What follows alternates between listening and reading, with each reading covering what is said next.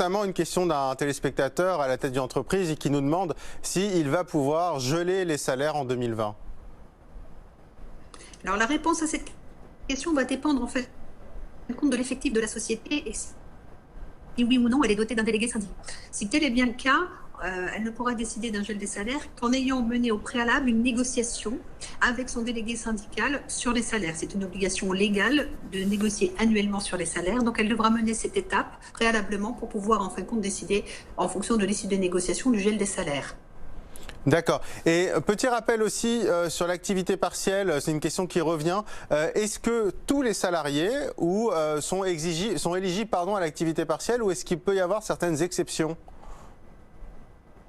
Alors, schématiquement, aujourd'hui, dans le cadre des différentes ordonnances, le champ d'application de l'activité partielle a été fortement élargi.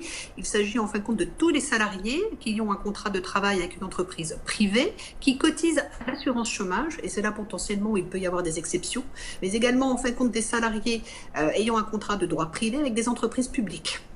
Oui, alors ce qui cotise à l'assurance chômage, c'est important parce qu'on a aussi plusieurs questions, notamment de dirigeants, de cadres dirigeants, parfois actionnaires, qui ne peuvent pas avoir ce chômage partiel. Tout à fait, parce qu'en réalité, la difficulté qui se pose pour eux, c'est quelle est la réalité en fin de compte du cumul de leur contrat de travail avec leur mandat social. Est-ce que le contrat de travail a encore une véritable existence, alors même qu'ils sont également dirigeants d'entreprise ? Oui, c'est-à-dire en fait, on va rechercher s'il y a un lien de subordination quelque part qui va permettre de justifier ce contrat de travail. Tout à fait. Alors, on va parler aussi d'un cas encore plus douloureux, mais qui va malheureusement se poser aussi, c'est le licenciement, notamment pour motif économique. Est-ce que aujourd'hui, on peut toujours licencier pour motif économique si vraiment les difficultés sont trop importantes ?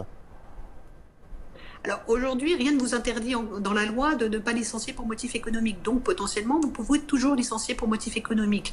En revanche, en termes de procédure, vous pouvez avoir quelques difficultés en fonction de l'effectif qui serait impacté, puisqu'aujourd'hui, certaines procédures nécessitent une validation, homologation par la direction départementale du travail, et dont on sait que toutes les procédures ou tous les délais sont suspendus.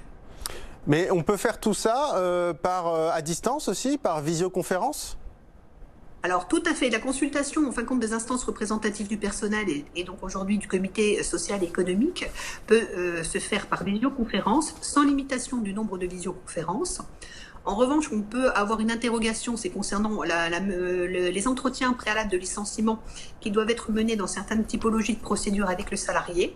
Et à mon sens, au regard du contexte sanitaire, des mesures de précaution que doivent prendre les employeurs, on pourrait considérer que également la visioconférence pourrait être faite pour un entretien préalable au licenciement. Donc ces entretiens préalables qui pourraient également être faits potentiellement par visioconférence.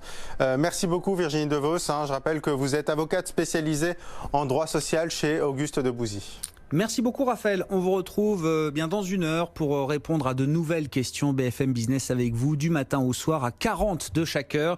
Vos questions, vous nous les posez sur notre site internet bfmbusiness.com, l'adresse mail dédiée bfmbusinessavecvous@bfmbusiness.fr ou encore le hashtag BFM Business avec vous si vous utilisez les réseaux sociaux.